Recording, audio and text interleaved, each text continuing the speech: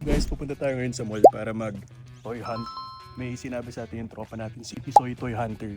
So pupunta tayo sa Zing, siya sa EB Games. So yun, mamaya tignan na natin lahat mamaya guys.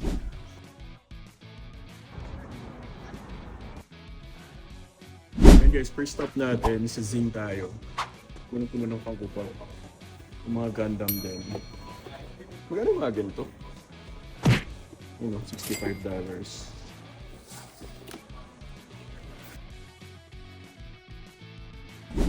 Take po $45. Helmet, ATS na. Ito yung Revenge of the Sith na ano, packaging dati. Spider-Man. Spider-Man. Puro Spider-Man ha. Gusto ko i-collect ko eh. Gusto kong complete mo rin. Dalawa na natin. Silang apat? Hindi nga sila apat. I mean, hindi sila kompleto. Doubles yung iba. Mga gold label. Yung McFarlane. Gandang art box yun. Ganda. Meron tayong mabibili pero hindi para sa akin. Bibila natin yung kuya ko. Gusto niya ng ganda. Pakita natin yung kuya. Ganyan. Naruto.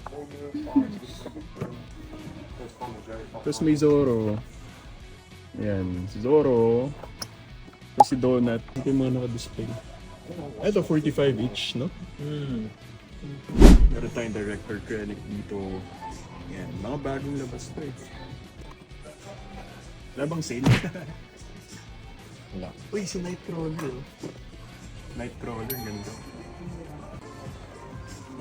Night Sister. Asa Juventus. Ganda. Ito yung mga dinosaur ba yan? Dragon pala. Yung mga Transformers, oh. Mandalorian. Ayos, oh. No? Tulog part. Ayun, binubuo ang ganda, oh. $40. Series. Maganda kasi yung mga ganitong series ata. Yung mga naka-retro card dun. Mga Transformers. Uy! Si Rafael.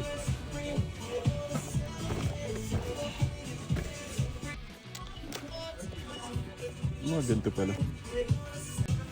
Ayun o. $100. Yan sa Megatron. Ganda. Ang dami. Miles, Jean, She-Hulk. Ganda ng packaging. Ganda ng Deadpool o. Fantastic Four. Yeah. Wolverine. Ito. Laki na din. Then ito, Scar. Batman. Wow. Si Batman siya, si... Abomination. Hindi, kakamukha nga ni Abomination eh. Sasabihin ko na nga dapat Abomination. Killer Croc pala to. Maganda. Ano ba? Ang daming throne.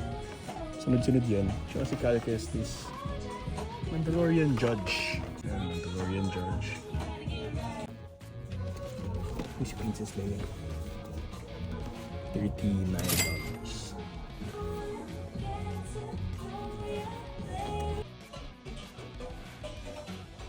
Wala tayo nahanap. Walang sale guys. Check tayo sa ibang mall. So,